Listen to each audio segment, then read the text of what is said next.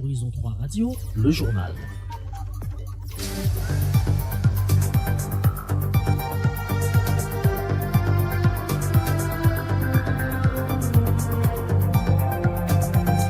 Le 12h sur la 92.2 FM au sommaire. Après l'annonce de la baisse du prix de certains produits oléagineux, le ministre du Commerce Luc Magloire Mbarga Tangana annonce la baisse du prix de riz en grande surface. Au Kenya, les pluies diluviennes d'hier jeudi ont occasionné des inondations et de nombreux dégâts matériels. En sport, championnat national individuel de judo s'ouvre demain samedi en monsieur et dames dans les catégories juniors et seniors. C'est tout pour les titres.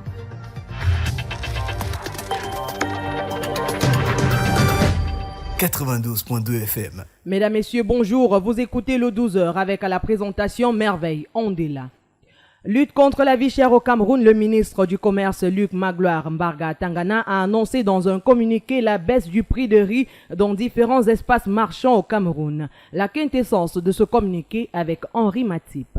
Vie chère, le panier de la ménagère est bien parti avec la réduction du prix du riz sur le marché au Cameroun. Le ministre du Commerce Luc Magloire Mbarga Tangana a l'honneur de porter à l'attention des consommateurs qu'à l'issue d'intenses échanges avec les opérateurs de la filière et après l'arrivée sur le marché des premières cargaisons découlant du quota spécial de 190 tonnes négocié auprès du gouvernement indien, le prix du riz au consommateur final qui était de 550 francs le kilogramme pour ce qui est de la ville de Yaoundé a été compressé. Cette réduction du coût du riz entre en vigueur à compter du 12 avril 2024 et devrait être applicable de façon instantanée dans le territoire national. Pour ce qui est du riz indien, au titre du quota spécial de 190 000 tonnes, la baisse sur le kilogramme est comprise entre 70 et 90 francs CFA. Pour le riz brisure, le rabais a été effectué à 25% dans la ville de Douala. Le sac de 50 kg est vendu à 22 250 francs, soit 445 francs le kilogramme. À Yaoundé, le même sac de 50 kg sera cédé à 23 000 francs CFA, soit 460 francs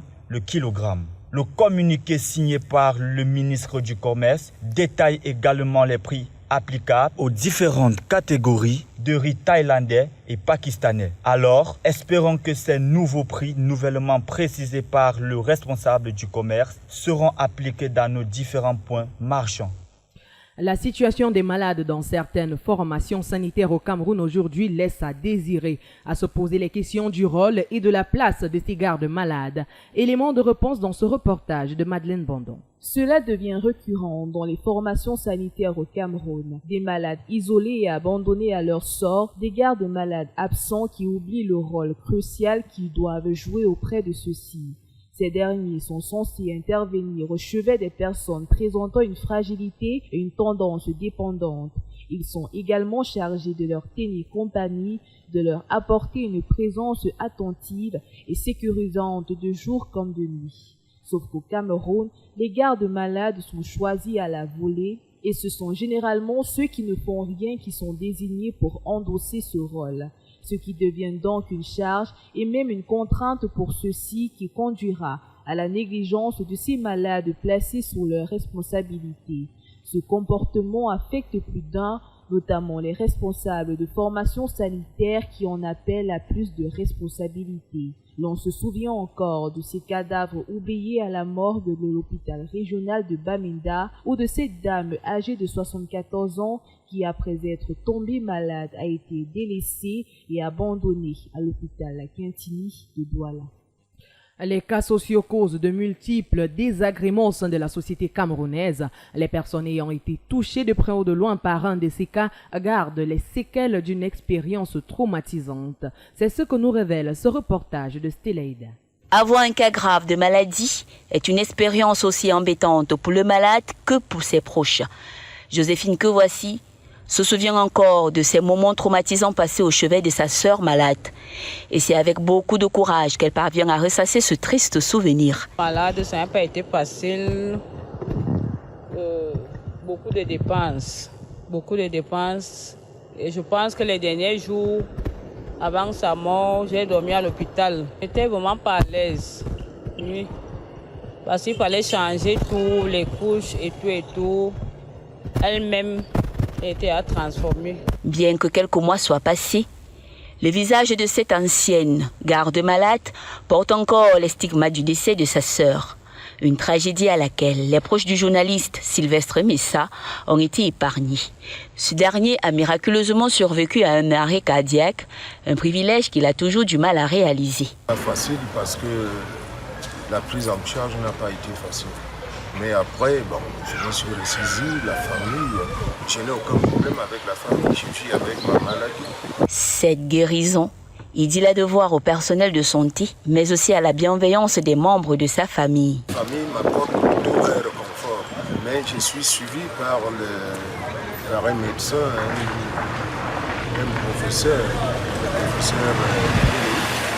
qui me suit depuis pratiquement 2005 jusqu'à l'heure. Le Cameroun enregistre plusieurs cas sociaux par an dans son territoire national. Et malgré la couverture sanitaire engagée par le gouvernement depuis 2023, plusieurs personnes peinent encore à se procurer des soins de santé. Des cas sociaux de plus en plus récurrents. Malgré cela, on retrouve encore des formations médicales qui les prennent en charge en dépit de l'abandon des proches. Emmanuel Nkwatangana. Les cas sociaux sont comptés en grand nombre au Cameroun.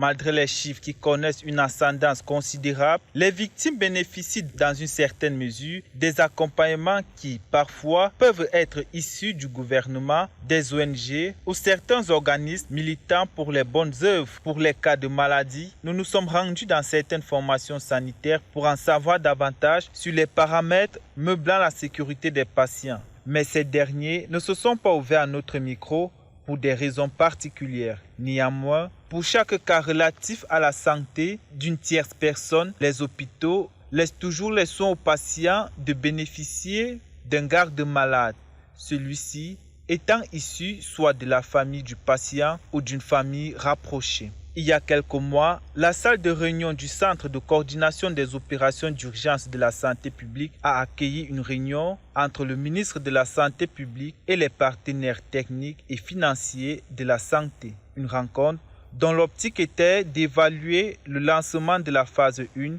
de la mise en œuvre de la santé universelle.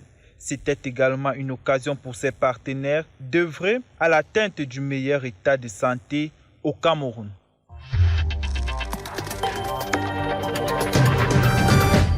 « 92.2 FM. Le 32e congrès de la Société des gynécologues et obstétriciens du Cameroun s'est ouvert hier jeudi au Palais des Congrès de Yaoundé. 3 jours durant, experts et spécialistes échangent sur les questions liées à la santé reproductive. Lucien Balambarga, reportage. Le 32e congrès des gynécologues et obstétriciens du Cameroun, qui se tient au Palais des Congrès de Yaoundé, s'inscrit dans un contexte où de nombreux enjeux et défis sont à relever dans le domaine de la santé de reproduction en Afrique subsaharienne. Selon lui, Richard Ndjok, représentant le ministre de la Santé, il est urgent de passer à l'action afin de réduire le taux de mortalité. L'amélioration significative des indicateurs de la santé, dont l'un des plus marquants est le taux de mortalité maternelle, estimé à 416 décès pour 100 000 naissances vivantes lors de la dernière évaluation. On n'est pas bon du tout. Et donc, il va falloir mettre en place des stratégies collectives. Pendant ces 3 jours, il sera également question pour les spécialistes et experts de la santé de reproduction d'échanger sur des questions liées à la santé à l'ère des avancées technologiques. Les prestataires aux nouvelles techniques et leur enseigner les moyens nouveaux que nous avons pour prévenir déjà et pour prendre en charge les complications pour la grossesse. Lorsque nous aurons fait ça, à notre niveau, nous aurons gagné un certain nombre de vies. Nous devons essayer d'accompagner le gouvernement dans sa lutte contre les souffrances aux populations, notamment en réduisant donc la mortalité maternelle, qui est l'indicateur le plus sensible lorsqu'on parle de système de santé dans un pays. Plusieurs experts des pays africains prennent également part à ces assises, à l'instar du Bénin, le Burkina Faso, le Mali et la Guinée. Il est important de rappeler que ces conférences mettront aussi un accent sur des sujets cruciaux tels que le suivi des grossesses, la réduction de la mortalité maternelle et les bonnes pratiques en matière de césarienne. La 49e Assemblée plénière des évêques du Cameroun suit son cours depuis quelques jours déjà et elle est présidée par Monseigneur Andrew Nkeya, archevêque de Bamenda et par ailleurs président de la conférence épiscopale nationale du Cameroun. Les détails avec Emmanuel Nkwa Tangana. Les travaux de la 49e Assemblée plénière des évêques s'est ouvert il y a quelques jours en Volier, siège social de la conférence épiscopale nationale du Cameroun. À ce jour, ces assises poursuivent leur cours. En saluant la présence de ses confrères, l'archevêque métropolitain de Yaoundé dans son discours est revenu sur la situation dramatique survenue au sanctuaire marial de Simalène. En effet, les statuettes de Sur le Saint ont été détruites et vandalisées par des personnes encore inconnues. Pour la circonstance, il a invité les responsables de ces actes à prendre conscience et de venir se faire excuser. Monseigneur Androki, archevêque de Bamenda et président de la conférence épiscopale nationale du Cameroun, dans son discours a invité les médias à faire preuve de responsabilité en procurant des informations susceptibles de ne point porter atteinte à la dignité de l'homme.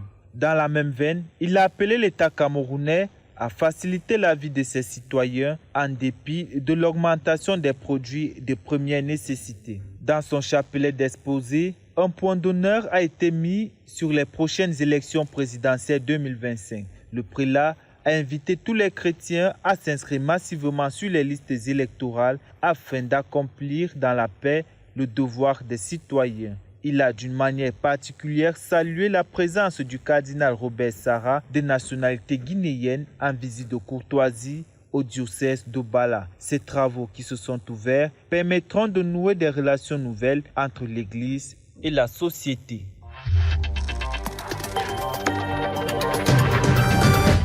« 92.2 FM. Hors de nos frontières, on parle des pluies qui causent des inondations et de nombreux dégâts au Kenya et du défi de la santé mentale auquel fait face le Nigeria en pleine crise économique.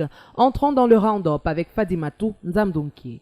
Au Kenya, de fortes pluies et des inondations ont provoqué au petit matin de ce vendredi 12 avril 2024 d'énormes dégâts dans plusieurs régions du pays. Selon les médias locaux, le bilan des inondations de ces derniers jours s'élève à 11 avec plus de 2000 personnes déplacées. À cela s'ajoute la menace des hippopotames qui maraudent au sein de la communauté, cherchant des pâturages parce que les leurs ont été submergés. Pour éviter d'autres dégâts, le service météorologique du Kenya continue d'avertir les populations sur les très fortes précipitations et leur demande de se préparer aux inondations. Au Nigeria, les données du Bureau national des statistiques sur le défi de la santé mentale dans un contexte de crise économique montrent que l'inflation a atteint 31,70% en février 2014 contre 29,90% enregistré en janvier 2024 pour une augmentation de 1,80%. À cet effet, elle a appelé le gouvernement à se concentrer sur la manière de financer les initiatives et les plateformes en matière de santé mentale qui changent des vies partout au pays. L'Organisation mondiale de la santé estime qu'environ 40 millions de Nigériens souffrent de maladies mentales dont la dépression et les troubles anxieux figurent parmi les plus répandus au pays. Le Blue Gymnasium de Yaoundé abrite depuis mercredi dernier le championnat national de volleyball cadet. Bafia Volleyball Évolution chez les filles et TGV de Macaque chez les garçons sont les leaders de ce championnat à seulement 2 journées. Nous dites-vous, David Zo. La deuxième journée du championnat national cadet de volleyball a réservé de nombreuses surprises. Dans la poule A chez les filles, Zumanto de Banganté tombait devant Bafia Volleyball Évolution 1-7 contre 2. MTC de Mbouda s'inclinait devant Zumanto de Banganté dans la deuxième rencontre 0-7 contre 2. Tandis que Conquistador venait à bout de TGV de Macaque 2-7-0. Dans la poule B, Tigaza Volleyball s'est imposé face à Amazon Volleyball 2-7-0. Tandis que Aja de Bafang tombait devant Assalab Volleyball 2-7-0. Amazon Volleyball s'est incliné 2-7-0 devant le collège Johnson de Yaoundé. GP Melen prenait l'ascendant sur Aja de Bafang 2-7-0. Chez les garçons, dans la poule A, Eagles de Ngaoundéré s'est incliné devant Bafia Volleyball Evolution 0-7 contre 2, tandis que TGV de Macaque s'imposait royalement devant Garoua Volleyball 2-7 contre 1. Bafia Volleyball Evolution, parti sur une bonne lancée, s'est également imposé devant GVC 2-7-0. Dans la poule B chez les garçons, Zumato Volleyball s'est imposé devant Aja de Bafang 2-7 contre 1, tandis que MTZ de Mbouda s'est incliné devant TGV de Macaque 0-7 contre 2. À suivre donc ce vendredi 12 avril 2024 au Blue Gymnasium, la suite des rencontres de cette deuxième journée chez les filles. Dans la poule A, Bafia Volleyball Evolution affronte MTC de Mbouda. Conquistador Volleyball sera face à Zumato de Banganté, tandis que dans la poule B, Al-Salah Volleyball affronte Tigaza Volleyball et Amazon sera face à Aja Volleyball de Bafang.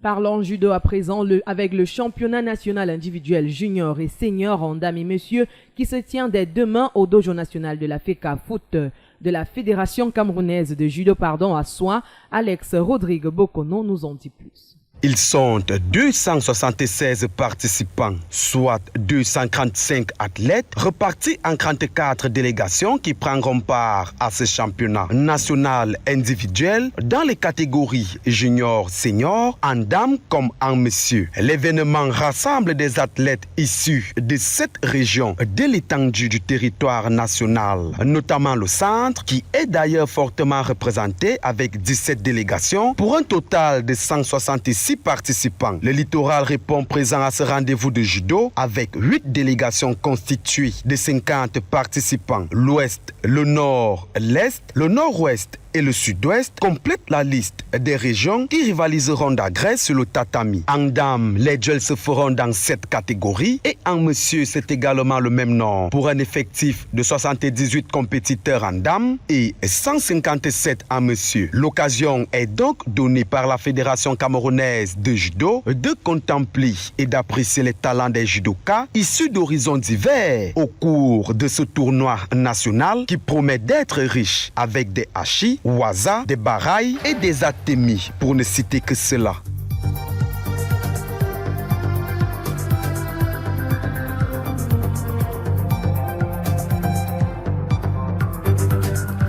Fin du 12h, Martin Ondoa était à la mise en onde, David Zo à la réalisation, Christelle Tigniem à la coordination, supervision générale, François Biba à la présentation, Merveille Andela retrouvée ce soir pour le 19h30, Stella Eda.